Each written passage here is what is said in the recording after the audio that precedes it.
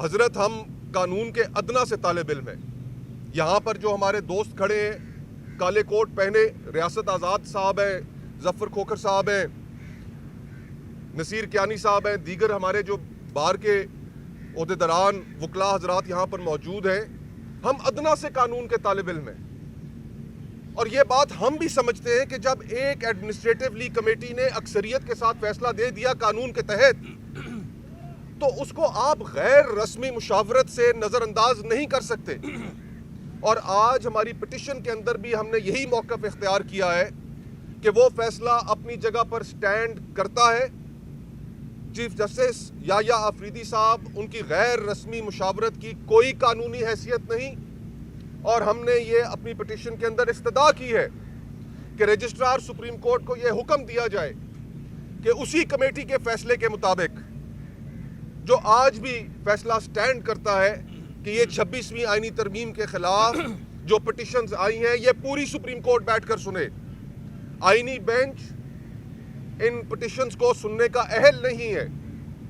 آئینی بینچ جو خود ایک کریشن ہے 26ویں آئینی ترمیم کی، وہ کیسے اس کو سن سکتا ہے؟ تو یہ موقف آج ہم نے رکھا ہے سپریم کورٹ کے سامنے کہ جناب آلریڈی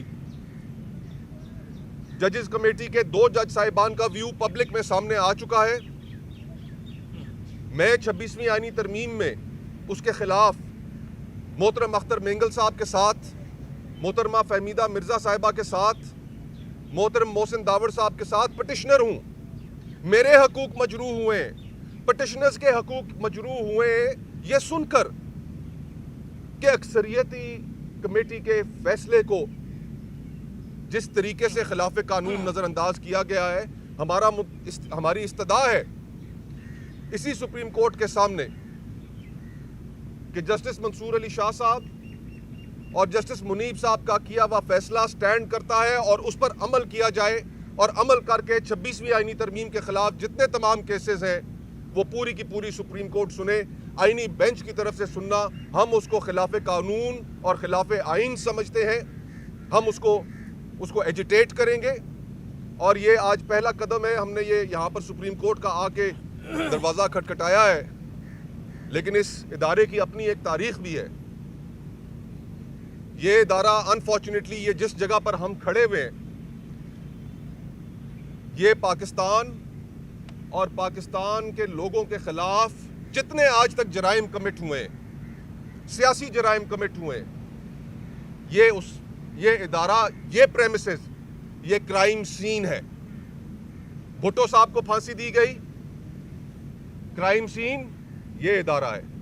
ڈکٹیٹرز کو اس ملک میں آئین کے اندر تبدیلی کرنے کی اجازت دی گئی، کرائم سین یہ ادارہ ہے، یہ پریمیسز ہیں. پولیٹیکل ورکرز کے ساتھ وکٹمائزیشن ہوتی ہے، عدلیہ خاموش رہتی ہے. کرائم سین یہ پریمیسز ہیں. سیاسی جماعتوں کے اوپر تابڑ توڑ حملے کیے جاتے ہیں، ان سے ان کے نشانات چھین لیے جاتے ہیں، جلسے جلوسوں پر پابندی لگا دی جاتی ہے، سیاسی لیڈران کو جیلوں میں ڈال دیا جاتا ہے. جس طرح آج کل عمران خان صاحب جیل میں موجود ہیں، ان کے کیسز نہیں لگ رہے. جو پولیٹیکل وکٹمائزیشن ہو رہی ہے ان کی اہلیہ، ان کی بہنیں، ان کی پارٹی کے ساتھ، کرائم سین یہ پریمیسز ہیں. جو آئین کے ساتھ 26ویں آئینی ترمیم نے کیا، جو انڈیپینڈنس آف جوڈیشری کے ساتھ کیا، آج جو جوڈیشری ایک ذیلی محکمہ بن چکی ہے، اور اس صورتحال کو قبول کرنے والے جو لوگ ہیں وہ بھی ہمارے علم میں ہیں، اس قوم کے علم میں ہے. کرائم سین یہ پریمیسز ہیں. تو آج ہم آپ کا دروازہ کھٹکھٹانے آئے ہیں محترم جج صاحبان، محترم چیف جسٹس صاحب.